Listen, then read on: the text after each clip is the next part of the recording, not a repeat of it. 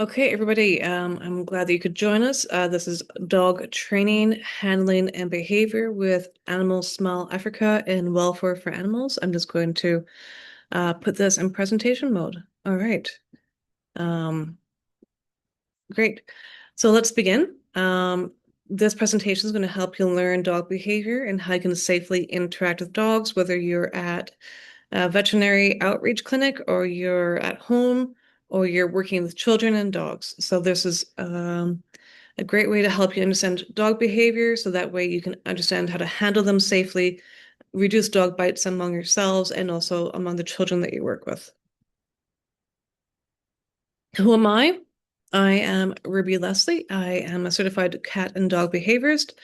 I've worked in animal welfare since 2012. I've worked with international partners on animal welfare with shelter welfare, um, Animal Smile Africa as well too for our What's Our Dog Telling You posts that are twice a month. Please do follow us on LinkedIn, Facebook, and Instagram. I've also worked working with some organizations in Canada to create a list and resources for gender-based violence survivors and people with pets. All right, let's begin. Oh, wait, one more thing. I live in Calgary, Alberta, Canada, so that's why you have a photo of me in front of the mountains. All right. What are you going to learn in this uh, workshop? You're going to learn how dog behavior, signs of dog behavior, fear-free handling basics, and 6 training cues.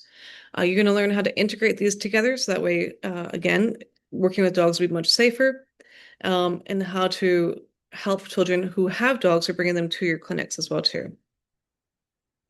So what is your learning objectives? You're going to be able to identify what is fear, anxiety, stress, and frustration.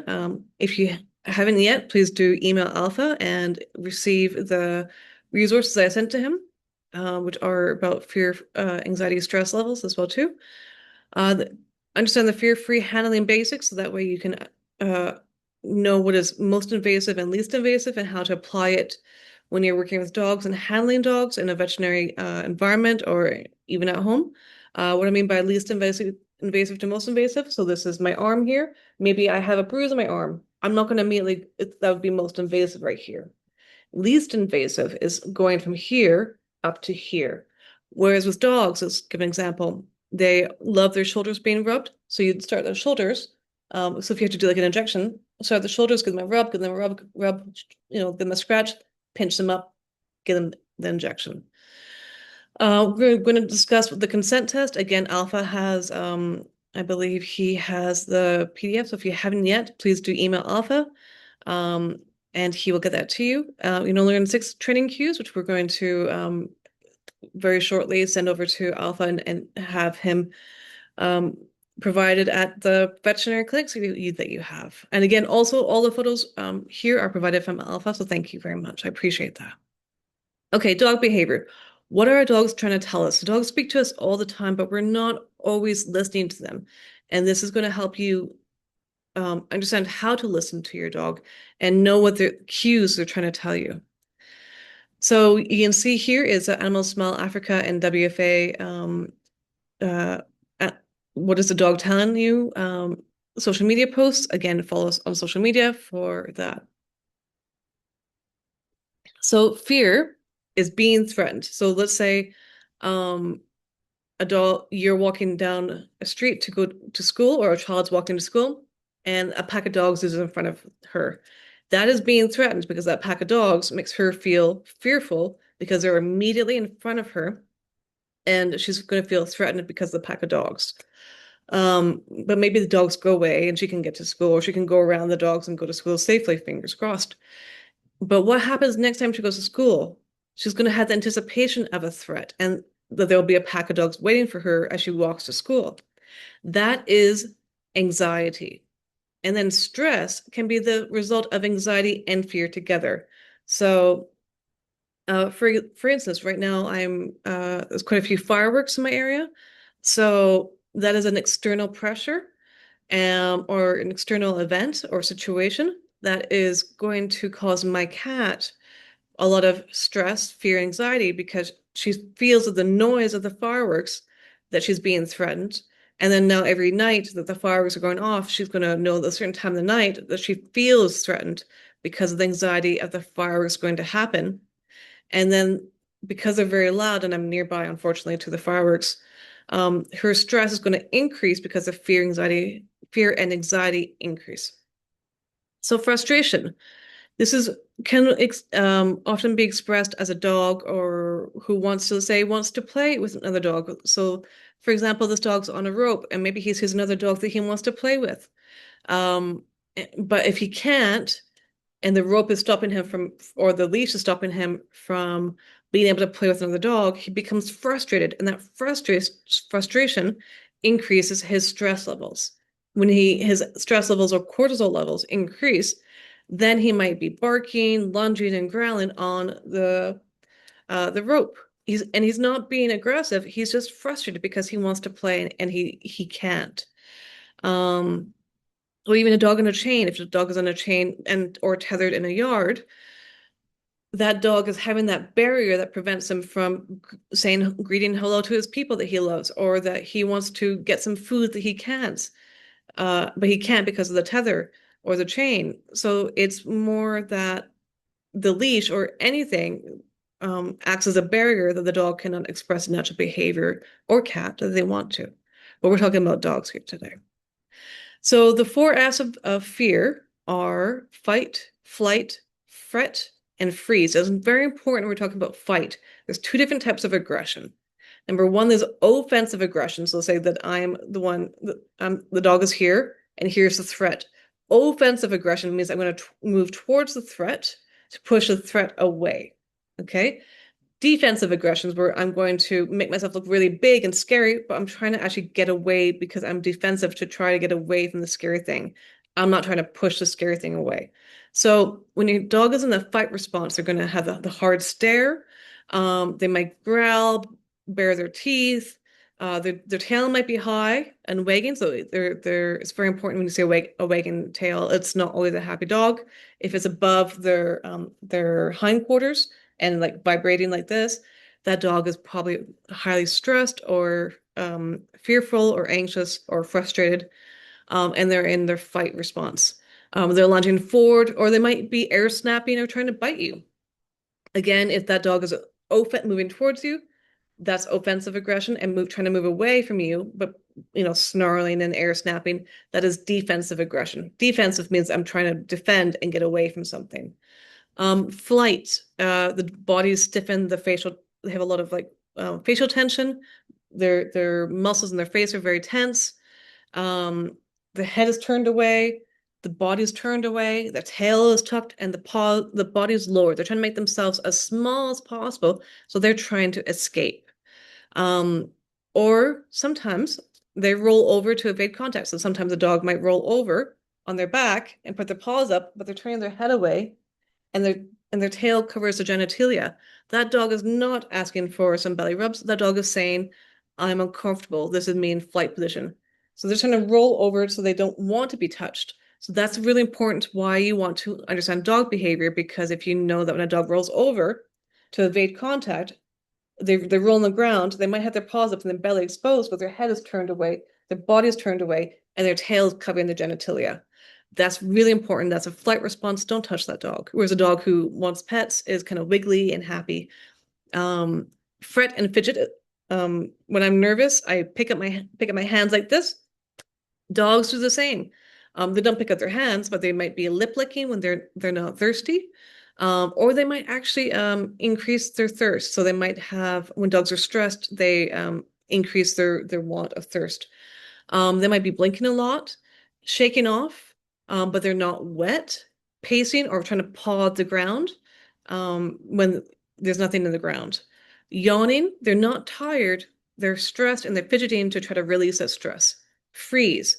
There's something called learned helplessness, where the dog is essentially immobilized in fear. That's very much a freeze response, where they're shut down. They're not able to hear what you're saying. They are refusing treats. They are just kind of like a robot. They're not sleeping. They're feeling helpless, and that's what's called learned helplessness, because they'll learn to freeze and spot maybe shaking from fear, but to freeze just in spot because they're so scared that if they move, something worse might happen. Okay. Again, I do have sent this to Alpha, so I think he has this resource. So please do contact him and get that resource from him. The body language and signs of fear, anxiety, stress in dogs. Again, soft, loose body. Think of it like a limp a noodle like spaghetti.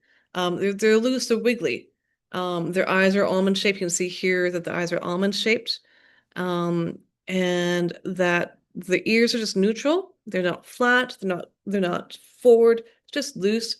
The body is neutral. Again, think of the spaghetti, or a noodle. Their tail might be equal to their top line or their hindquarters and just kind of loose and wiggly like this, wagging, or just slightly above, but not like this, like the other one. Okay, when you see a dog with their tail up high like this, it could be predation mode, that could be fear, anxiety, or stress. That's very important. But that's why you can see over here when the tail is high above the top line and it's wagging like this, that means the dog is overstimulated, stressed, fearful, and anxious. It's a sign of high FAS in dogs. You can see here both dogs have their mouths closed, but this dog is kind of their mouth is their facial muscles are very loose, whereas this facial muscles you can see here are all very tense. You can see here the lines here, and here, and around the iris as well. You can also see here the body language here is stiff, and the ears are flat to the head. Their pupils are dilated. And they might have the whale eye. What is a whale eye? It's where the whites of the eyes are showing. All right, let's keep going. So I know this is a lot of words. So what I've done is I've broken this down into three different slides. Again, you do have this resource. So do speak to Alpha for the resource. Okay, low fear, anxiety, and stress, FAS. This is the goal, which means it's green because we like to think about, I want to go back, we like to think about dog behavior as traffic lights. Red or high FAS means stop, don't touch the dog if it's possible. Because again, I understand that's not always possible. If you're working with dogs who are just brought in for their annual rabies check and they don't see a veterinarian for the next year, you don't have much choice. But that's where you can use things in your, like a towel to protect yourself. You can speak to their owners if they're receptive about PVPs. If they're not receptive, that's okay. You can just use a towel to kind of cover the dog's like the back of their head, and then you can do the vaccine in the back. But then that way you're protecting yourself as well too. Yellow means that they're just be cautious of what is happening, and then green means go ahead. Okay. So a green level of FAS doesn't mean the dog's not stressed. It means that they have a mild stress, okay? Or they could be relaxed. They might have the lip licking, the avoiding eye contact, turning the head away without moving, lifting paw, because it's very important the dogs will sweat through their mouth and sweat through their paws. So if their paws are lifting, it means that and they're panting, it means that they're sweating, which means that they're stressed. So it says here occurring less than 4 times in 1 minute. Ideally, working with fear-free animals is that if you have a cat that struggles within 2 seconds, you have to stop and then reassess and then rehandle the cat or bring them back another time. I think for dogs it's 4 seconds, 4 to 5 seconds where if you're working with them and they're struggling. Again, it's not the intensity of restraint. That's why using less restraint is better than using more restraint, because more restraint means the dog will be fighting even more because they're even more scared. However, I know that you don't necessarily have the flexibility of not delivering the rabies vaccine in your area. So again, just safety first. Take a note of this, understand it, and then also talk to your team members and see what we could do next time. Okay, so yellow is caution. Again, it's FAS levels of 2 to 3. The dog might be pacing. So let's say you might have a dog who is on a chain, or they're on a tether, or they're on a rope, and the person tied them up to the fence while they're doing something, or they're talking to the veterinarians. They might be pacing, they might be not wanting to be interacted with. They won't be able to settle or sit down. They might not want to take treats, or if they want to take treats, um, they might grab at it very roughly, like this. So they're not biting you, they're just kind of nipping at your hand to take the treats. It means that their stress levels are increasing. Again, the ears might be slightly back, the tail might be down but not fully tucked. Their eyebrows might be furrowed. They might have slower movements, not like slow, like moving through jello or just frozen in place, but just slower movements. They might be, if they have a close bond to their owner or to the child who brings them in, because a lot of children will bring their dogs in, they might want to seek reassurance from the child. Or even from the team members, if they feel secure with you, they might want to have reassurance from you for the comfort that they need because they're scared. They're scared. Okay, let's continue. High levels of fear, anxiety, and stress, which is lunging, growling, barking. If you have a cat, it's hissing, or air snapping at you. Again, they might be very intolerant of being touched, very not wanting to be touched at all, not wanting for you to go near them. They might have their tail fully tucked, or their tail might be high above their top line. They might be barking, lunging, trying to escape. Pupils might be dilated. They might be excessively panting where they have like a spoon-shaped tongue. They don't want to interact. They might be just trying to run away. At that point, if you can, use a towel to restrain them, and then so that way you can get their head out of the way, and then you can give them the vaccine in the back, or do what you can do to just be safe. If you see a dog who's high FAS, do try to make sure that they're away from other people and other dogs, so that way, or even in a quiet space, if it's possible. Or even you can DIY it, and you can use some doors to kind of create a barrier so that the dog can't see other dogs. So maybe they see other dogs and they're scared. Um, there's lots of things you can do to help dogs, even if you're in a rural environment. You can even just put a sheet over a fence. So the dog is beside a fence, put a sheet over it. Or have a sheet and then tie it to another sheet, and you can kind of create a barrier that way. That way the dog can have this quiet space. It could be a quiet area for the dog. There's lots of things you can do to really help dogs who have these high FAS levels, who are waiting to get their necessary life-changing, life-saving vaccines. So, and then that way it's safer for you as veterinarians or veterinary students to be interacting with the dogs. So again, what you could do, if you could have a sheet or you could have a tarp, create a quiet space for dogs who, for let's say one dog or who has high FAS, and put them and their owner behind there, have a quiet time, and then you could even inject them there. They could walk away, put the next dog who has high FAS there. And you can see how that kind of creates a quieter environment, just by using your environmental tools to kind of help the dogs who are struggling. Dog handling. Again, the more restraint you have, the higher the FAS levels are. So if I have a dog who is resistant to being handled, who has a high FAS, but he has to get his rabies vaccine, again, you can use the towel if possible, and you can restrain them, but again, gentler is always better, because the more restraint you use, the higher the cortisol levels are, and the more the dog is going to fight back because they feel threatened, because now we have the fear levels increasing, and it might go into fight, not freeze or fidget or flight. So considered approach is knowing the way that we modify the environment for their comfort. So let's say again here, the woman has her environment modified because she has a chair. Like I was saying before, you can create a screen out of any sort of environment that you have there, using sheets, using towels, using tarps, or even using doors or chairs that can create a quiet space for dogs who have high FAS and who are waiting to be treated. Great. Consider an approach is also the way that you interact with the animal. So that way, I mean, it is least invasive to most invasive. Gentle control is minimizing the fear, anxiety, stress, and keeping the animals as comfortable as possible while you're performing the necessary procedures. So if you need to, again, give them a vaccine, or need to check their body for any disease, or take blood to check for parvo or distemper, it's making sure that they are comfortable while you're doing it. Or let's say you have an exam table, you could put a yoga mat on the exam table so the exam table is not slippery. Um, and then you could wash the yoga mat. So there's lots of things you can do, or you can also change your approach to dogs. So that way, the way the dogs, let's say this is a dog and this is another dog, they're not going to directly approach each other like this. They approach each other like that because that way they're not a direct threat to each other.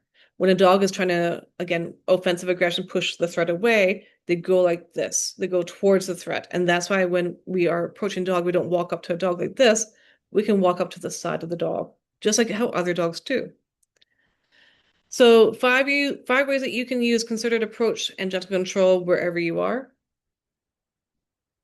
Be very deliberate with your movements. Walk slowly, move slowly. Again, least invasive to most invasive. Never let if you possibly can, try not to let an animal struggle. Um, I know, again, you are limited in the environment, but if you have a child like this beautiful child here who's holding their dog, they can hold the dog while you are examining the dog. That way, the dog is being handled in a comfortable location. They feel safe with that person, and they're not struggling during handling. So it's keeping the dog reassured with the interaction that you are doing. That's a concerted approach and gentle control. Consider your own actions, movements, and scent. For example, if you wear a lot of cologne, don't wear it when you're working with animals. Use non-scented deodorant. If you have any pheromones like feel away or that's for cats, sorry. Um, if you have any pheromones, if possible, great. If you don't, just make sure you just don't have anything that's loud smelling. You can even use on Spotify on your phone. You can play Relax My Cat or Relax My Dog. They have Spotify lists for dogs and cats that have different sounds to help calm the dog. So when I worked in a shelter in Thailand, we had speakers. You could use your Bluetooth speaker that you could plug into anywhere, and you could play Relax My Cat and Relax My Dog for the animals that they're working with to help. But don't play like EDM or metal. Play calming music, and also it'll help calm the people as well too. Use a slow approach. Again, you're going to walk in. So there's a dog, they're facing this way. Walk from the side, and then training cues to reduce fear, anxiety, stress. We're going to talk more about that. How not to approach a dog. This is a dog. Don't bend at the knees. Dogs have teeth. They can bite you. Don't put your face near a dog's face. Again, don't approach a dog head on like this. Go to their side. Um, don't do high-pitched baby voices. Just talk to a dog normally. When you're approaching a dog who's brought in, you can see like this child just brought their dog in. Have a conversation with the dog like you are with a child. Just talk to the dog. It's gonna be much more calming for the dog if you just talk to them normally. Never force an interaction. We're going to discuss the consent test very shortly, and I'm going to talk more about that. Don't crowd a dog or a cat. Give them space. So if there's five people surrounding one dog who's fighting a lot, maybe you have two or three dedicated people who can help you versus five people who would increase that fear of being threatened to that dog. No quick movements towards an animal. If let's say you're the dog, I'm not going to do this in your face, okay? I'm not going to grab you like that by the neck. I'm going to go to your side, least invasive, most invasive, okay? Don't put your hand out. So the old way of thinking was that you put your hand out like this and the dog can smell your hand. That's now been demystified, or it's a myth that it was an idea that people thought was a great idea for years, like the dog can smell your hand and they'll know who you are, but that's a great way to get it bitten. Um, Dogs have 300 million olfactory cell receptors in their nose. We have, I think, 5 million. They can smell you. Okay, so what I do with dogs who I've not met before, I let them sniff my clothes. Again, why you don't want to put cologne on your clothes or like perfume on your clothes. Um, you put the pheromones on your clothes to help them feel safer if possible. If not possible, that's okay too. Let the dog smell your clothes and then they can lean against you, which is an invitation for a pet. But don't put your hand out for them to smell. They can smell you just by walking up to you. A dog can smell a single drop of blood in an Olympic-sized swimming pool. They can smell you. Don't have to put your hand out for them to smell you. So if you do see a dog or you're talking to a dog who you need to bring in for an exam, let them smell your clothes, lean against you if they want to, but then that way they are sniffing you, they know who you are, and they can choose the interaction. Again, you're not forcing the interaction, you're letting the dog choose the interaction. When you are letting a dog then smell your clothes, a sniff is not an invitation for a pet. The dog has to want to have a pet from you, where they nudge your hand with their nose, they lean against you, and they ask for a pet. We're going to talk about that soon. How to approach a dog. On the side, again, remember how I was saying that offensive aggression is where the dog's trying to push away the person? Maybe you want to not stare at their eyes. Again, don't put your face in the dog's face. Talk calmly as you approach. Walk slowly. If you need to approach head on, then do it slowly but purposefully. Again, talk to them normally. If you want to, if it's a puppy, sit down on the ground with them if they're not very big dogs. Let them sniff you without touching them, like we just discussed. Maybe one person at one time approaches the dog until the dog feels more comfortable. If that's possible, if it's not possible, then just approach the dog from the side. Handling guidelines. Um, don't touch. I have belly for cats. Dogs like their bellies to be rubbed. Don't touch their paws. It's highly, highly sensitive, or areas that they hurt immediately. Again, what we're talking about, least invasive, most invasive. Least invasive, most invasive. Do touch, again, their neck and the shoulder blades, which would like to be touched, but don't reach right in their face. Again, a hand can get bitten. So you're approaching from the side, give them a little scratch on their neck. But don't do this, because anything going over the dog's head, they can bite your hand. Also, can let the dog sniff you, and we're going to use consent. Let's talk about consent. The consent test is very simple. You pet the dog where they like to be petted, which is the shoulder or the belly. You pet for 1, 2, 3, or pet, pet, pause, take your hands off. If your hands are off and then the dog will nudge you, they paw at you, they move into your space, they have the spaghetti body language. Great. That's fantastic. Then you're going to say, yes, that dog wants more pets. If they don't do anything, if they kind of even shrink away, if they show the fidgeting behaviors like pawing on the ground or turning their head away, don't continue pet or just stay still.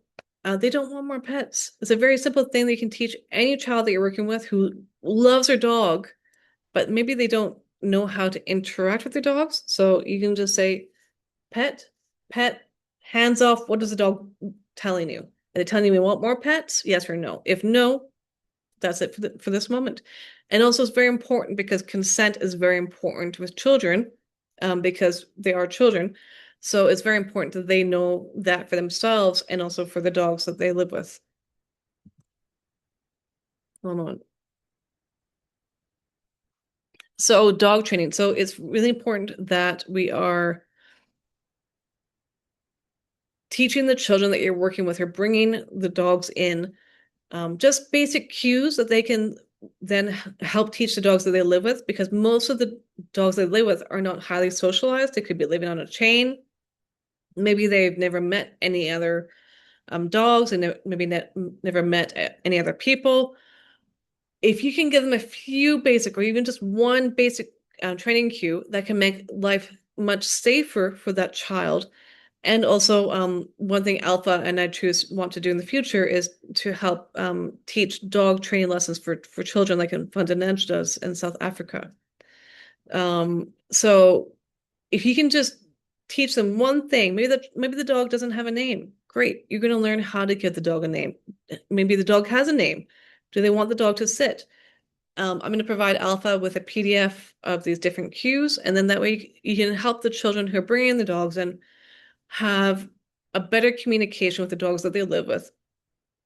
And then also, I'll have a QR code on the training cues. And so if they want to learn more, then they can email Alpha and we can see how we can create these dog training classes similar to Funda Ninja. Okay. So what are you going to learn here? These are very useful foundation cues for the veterinary clinic, for basic life skills, and also for at home. These are all very useful for these. So we're going to learn the name game, touch, sit, 1, 2, 3, ping pong game, and recall. The name game, maybe the dog doesn't have a name. This happens. What you can do is you can have 5 treats or you can have 5 pieces of their food. You can use their food for their training, which is awesome. You can say the dog's name or the name that you've chosen for the dog. And then that way you say the name, you wait for the dog to look at you, give them a treat.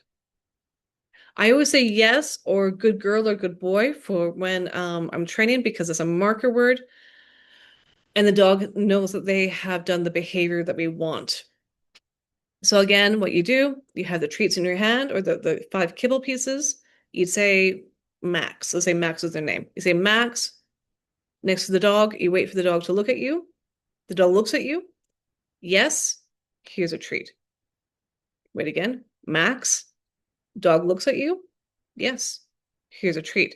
Soon the dog learns through positive association that this is my name. Good things happen when I hear my name. That's what you want. Okay, touch. Let me just get this over here. Okay, so touch is where you have your palm like this, okay, like that, and the dog on nose boop. This is a great cue for helping your dog or the child's dog reduce dog bites, especially if they're adolescent dogs or they are who are very nippy. They're puppy sharks essentially. It's also very useful for teaching tricks. It's incredibly useful for veterinary training because if you have dogs nose like this, then you can just do the injection in the back. Oh, this is catnip. I'm sorry. So this is a foundational tool. So what you do, your hand again, you have the 5 treats, or you have I use 5 treats or five kibble because that way we can know to do the training 5 times, and they've done it, yes, great, we can then advance it. But that's not where we're at right now. Right now, we're just focusing on learning. So put your hand here, like this, okay? The dog is here, and they go, oh, what's a hand? And they just boop. They don't lick your hand.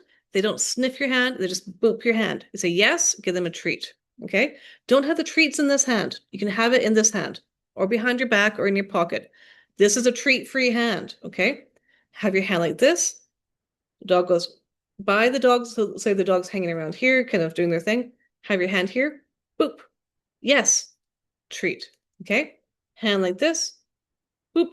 Yes, treat. Have the hand near the dog's nose, not very far away, because that's going to create frustration because they don't know what you're asking here, okay? Have it really close to your dog's nose, boop. Or really, really close, and they're just going to do like that because there's something in front of their nose, right? If you go right here, you're creating frustration. We don't want that. We want to have the dog be successful, okay?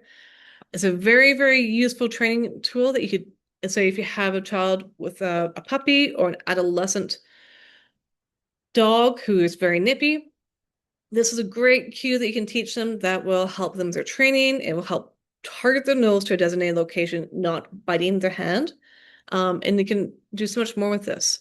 Sit, foundation cue. You can see here the dog is sitting, and the veterinarian, I believe, she is administering medications, brushing, and interacting with the dog safely. It's very simple. You have 5 treats in your hand. Say this is a dog right here. Catnip comes in handy. But the dog like here. So this is their head, right above their nose, right here. But if they jump, no treat. So put it right here by their nose, bring it back to the chest, and then you go, oh, wait. And they sit down because they're staring up at the treat, and the treat moves back to your chest. So here's a dog. I have my treat. Dog looks at my hand, and I move it back to my chest. Dog sits down. Okay? So if you move the treat too slowly, the dog's going to jump up. We don't want the dog to jump. We want the dog to sit. So again, you have the dog here. You have the treat in your hand. This is the dog's nose. Move it back to your chest. Dog's gonna go, what's that? And they sit. As soon as they sit, say yes. So you could say, okay, dog is here. Treat is here. Say sit. They sit. Say yes, treat. Okay? Very, very simple. Um, but it's a foundation cue. 1, 2, 3 is an incredibly useful cue, especially when you're working with dogs who are frozen in place, and immobilized in fear because they are scared of the veterinarian, or they are tethered and they don't know what to do. One second, there's a cat. I know you're very pretty. Okay, sorry, my cat just came over to say hello. So you have a dog who you're trying to work with who's scared because they've never been socialized, and you don't want to drag them into the hospital.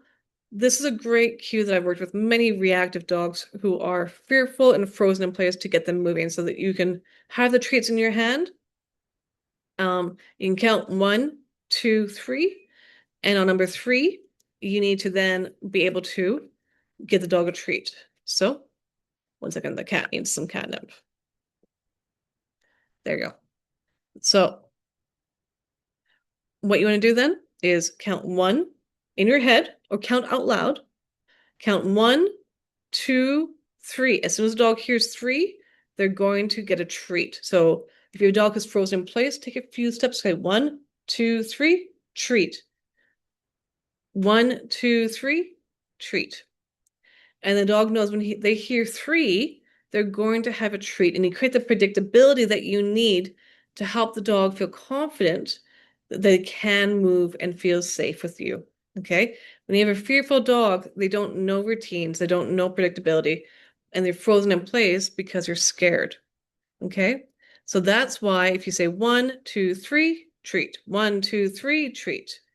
Don't say treat, but say 1, 2, 3, here's my treat. Okay? Then the dog has the predictability to then be able to move. It's very simple.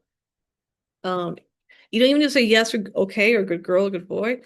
You can just keep it very, very simple where the dog knows I hear 1, 2, 3, and a number 3, I get my treat. Okay.